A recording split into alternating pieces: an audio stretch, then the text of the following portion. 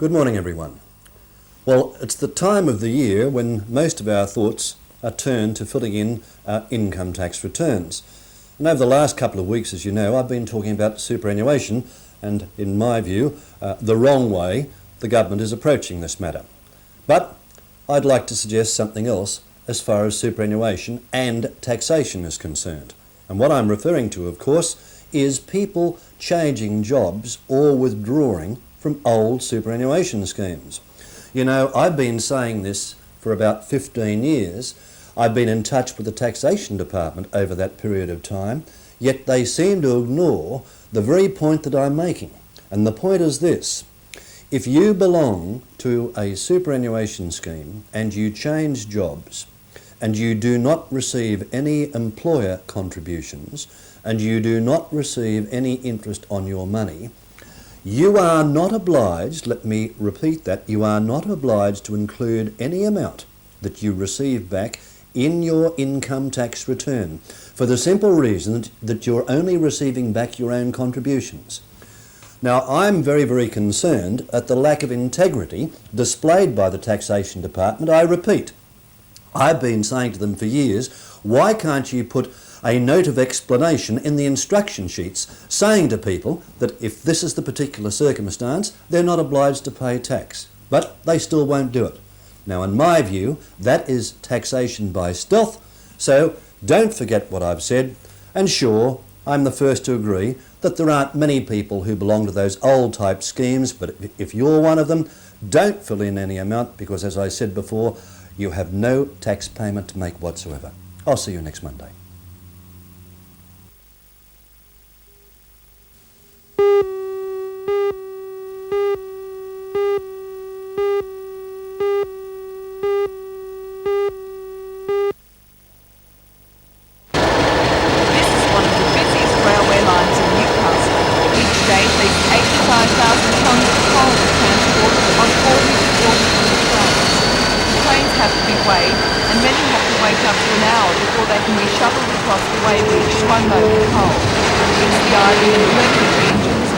Grind their way up the slight gradient to be weighed, but the residents object. What damage are the trains doing? Well, to the house themselves, they have cracked some people's homes inside walls, plaster walls. They have also cracked some window panes. I presume and I think that it will also damage every house foundations because of vibrations. So far, my house, I have not noticed any cracks in foundation, but that constant din will do some damage. Trains drive in the path at all hours of the day and night, which makes it difficult for the residents to sleep. They say the weighbridge or the waiting area should be moved to a non-residential area. The member for Waratah, Mr Sam Jones, says the weighbridge should be moved to the vacant SRA land at Waratah Estate. Well, I believe that what the railway should be doing is to program their trains differently.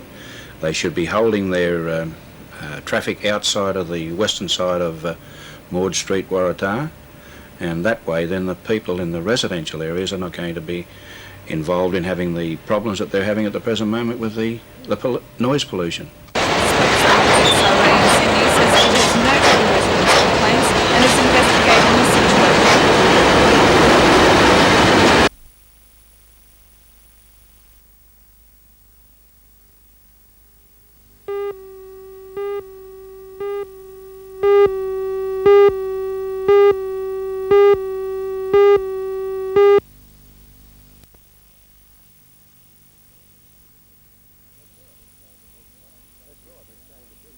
That's right, and it's going to bring sailing back to the spectator. And I think that's something that's been missing probably from the sport of sailing for a long while. It's certainly going to be a very hot field.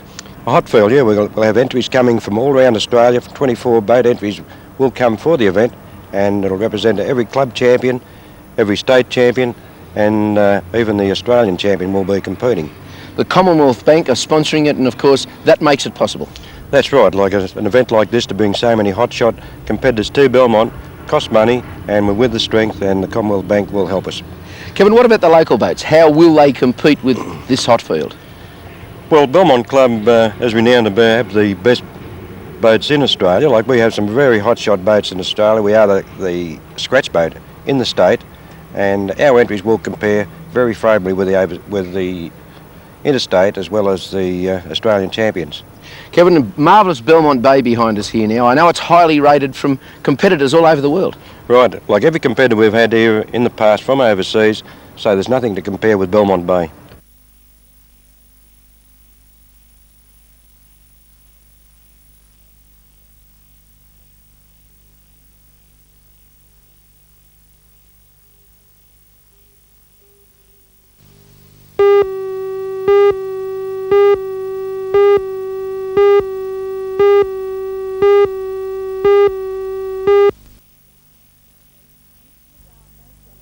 Mr McGowan made the allegations of impropriety in State Parliament last year. He claims the council disregarded its own zoning codes in its quest to appease developers. As a result, inspectors from the Department of Local Government investigated the former Mayor, Alderman Leggett, Alderman Horn and the workings of the council. The inspectors discounted Mr McGowan's call for the council to be dismissed, but it did make several criticisms of the council. Now Mr McGowan concedes this council is a great improvement on the last. Well, the council has improved since, and I'd like to make that point very strongly. However, I felt that I was justified in doing what I did at the time. Certainly the report shows that in regards to open space recreation areas, in regard to rural conservation zonings, the council has acted wrongly, and by the way, since it's a developers council, it still acts wrongly in those regards. The Mayor of Gosford, Alderman Barry Horn, admits the council's record isn't a good one, and that's why he welcomes the report. I think the history of this council has been a very bad one over the years in the way that people have been treated. I think we've been far too bureaucratic. I think the officers at times have treated applications without the proper recognition of the rights of people that are putting development applications before the council. And I think you must have a council that's aware of people's rights and cognisant of it and acts to preserve those. And certainly I make no apology for that.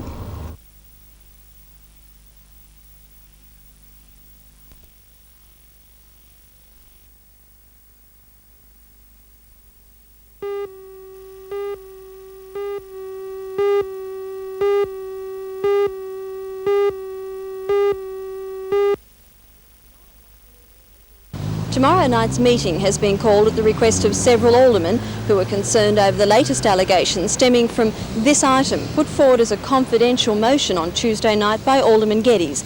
Discussion was adjourned when Alderman Robertson took ill. Alderman Geddes says he's concerned that the Lord Mayor's secretary, Mrs Meehan, has been regraded months before her retirement and as a result will receive $7,000 in flow-on benefits. He says, quote, "It appears to me that the council has been manipulated into giving a very big golden handshake to Mrs Meehan. I also consider that this will have disastrous effects on our wage controls or other applications for reclassifications." What concerns me firstly is that the council's able to expend money without the committees knowing about it. It also concerns me that the person who had the reclassification had that reclassification based upon a report written by the Lord Mayor recommending it. The Lord Mayor then sat on the committee that approved it, and the committee in turn reports to the Lord Mayor as to a general approval of the decision. In my mind, that is a clear conflict of interest on the part of the Lord Mayor in being in those three capacities. As Finance Chairman, Alderman Geddes believes such a regrading should have gone to the Policy and Priority Committee, and he wants the authority of the Grading Committee, which includes the Lord Mayor, withdrawn. The Lord Mayor has reacted strongly to these allegations today, calling Alderman Geddes a bully for his actions in attacking her through her secretary. I'm extremely angry. I feel that Alderman Geddes has been very mean and bullying to pick on one particular person who happens to be my secretary. He's been on the Policy and Priority as long as that committee's been running. He makes policy. and he's had the opportunity to bring this forward many times, but he's only singled this particular one out. I think that this is a very, very serious thing that Alderman Geddes has done. It's a bullying, mean, cowardly thing, and if he wants to take me on over that through my secretary, I'm quite prepared to take him on, because I'll fight that one. That's one that I will fight right to the finish.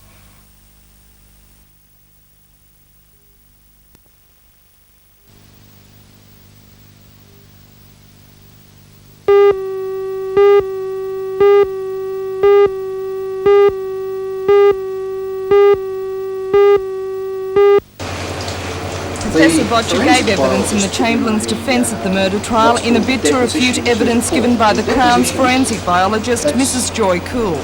One of the main points that convicted Mrs. Chamberlain of the murder of her 9-week-old daughter Azaria was the discovery of fetal blood in the family car.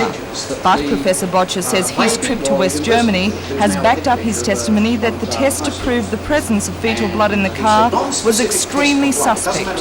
Trial at Darwin, there were basically 2 points that I tried to get across. One was that the results of tests on blood in the car and various items recorded by the forensic biologist were not consistent with those to be expected if the blood had come from Azaria Chamberlain. The second point was that after tests that I had done myself here in the laboratory, was that the test solution used to detect fetal haemoglobin in the blood stains from the car would also react with adult haemoglobin, not simply just fetal haemoglobin. Was the solution made in West Germany? Yes. Is that the reason you went to West Germany? Yes. It was follow-up work that has been going on for some time, yes, and it was related to that test solution. Were your conclusions proven? My ideas certainly were supported by the results of work in West Germany and some work that was conducted whilst I was there. So as far as you're concerned, your trip to West Germany was successful? Yes, it was fully successful.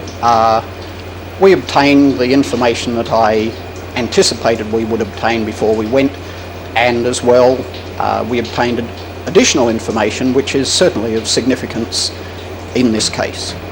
The solicitor for the Chamberlains, Mr. Stuart Tipple, who accompanied Professor Botcher over to West Germany, was unavailable for comment today.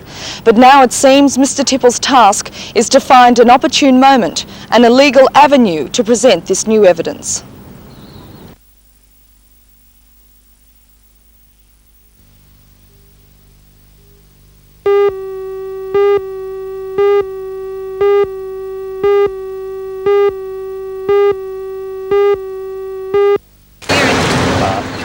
Brigade Centenary Cycle Ride is not a continuous relay, but a series of short rides in various parts of the country. The purpose of the cycle is to collect endorsed centenary letters from state governors and local government authorities. The Mayor of Newcastle, Alderman Lloyd Cummins, has her message over today to 12-year-old Brad Larkins and 14-year-old Sean Lewis, who had ridden from Maitland. Alderman Cummings' message will be bound in a book with hundreds of others and presented to the Governor-General. That presentation will be made in Canberra on December 31st.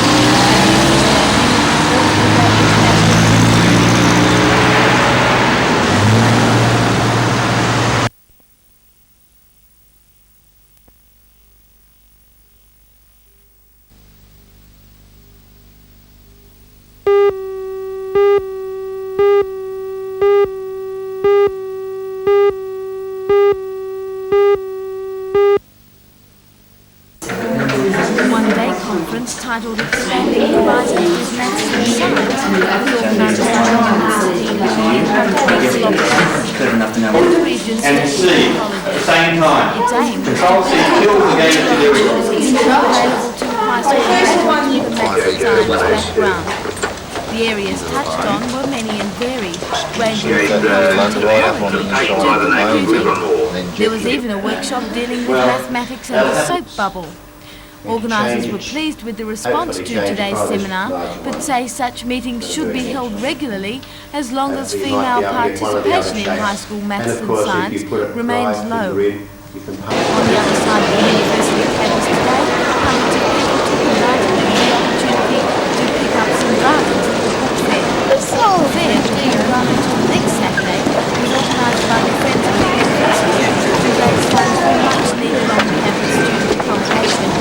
An estimated 15,000 books are up for sale, prices ranging from 5 cents to $2, as well as 2 volumes will be sold by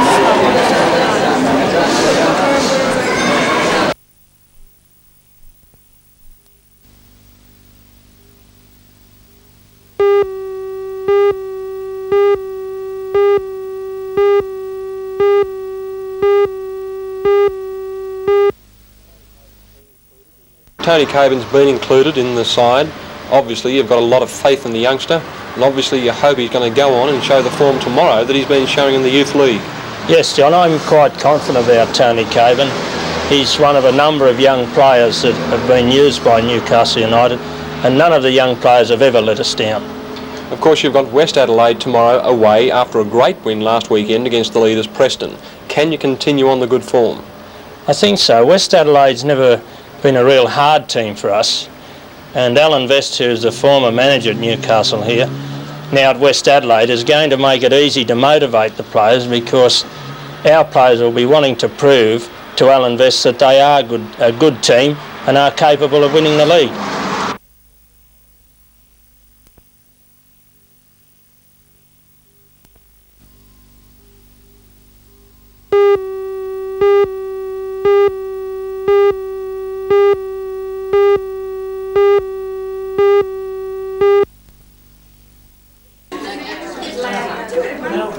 It wasn't exactly a quiet celebration, but then it isn't every day that someone turns 100, at least at Lingard Hospital. At 3 o'clock, the champagne cork started popping as staff, relations and friends gathered to help Mrs. Louisa Foster celebrate her birthday.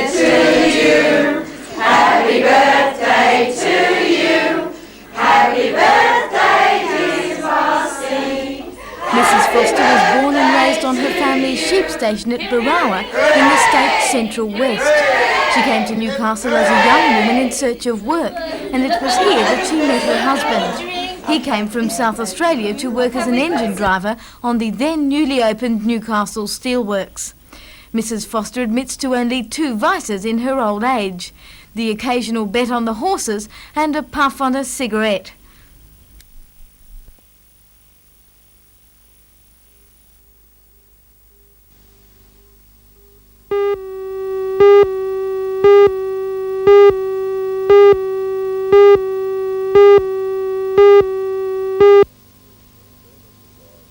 Extremely surprised and very pleased to think that we got such a response to our Rebuild 83.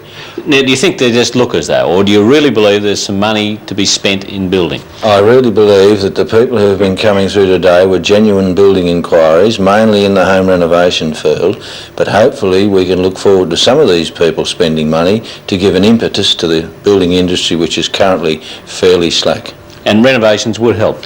Renovations would help, and I believe that most of the people today were interested in that type of work. All right. Yeah. Positions and landscaping.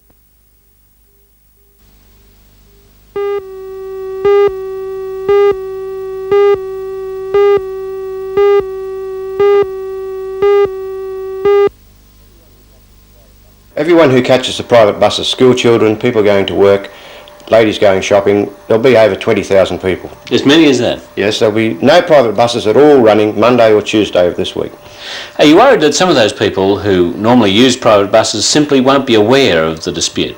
Yes, I am, because we've never had a dispute with the private bus industry in Newcastle. There's never been a strike before, and so a lot of people just won't believe that there is in fact going to be no buses today and tomorrow. It's unlikely the dispute will be resolved quickly, the parties appearing poles apart, with a gap between what's wanted and what's being offered as much as $45. There is a court hearing on Wednesday that it'll come for mention, but I can't see it being solved very quickly. That's fine.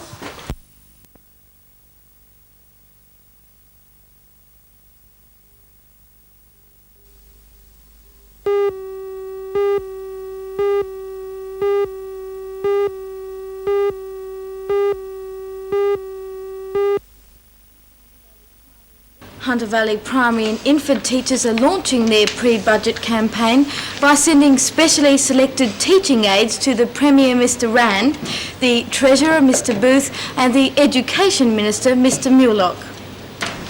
Each parcel contains a new bucket and spade because the teachers feel that the ministers and the Premier build sandcastles in the air so often that their old ones must be worn out.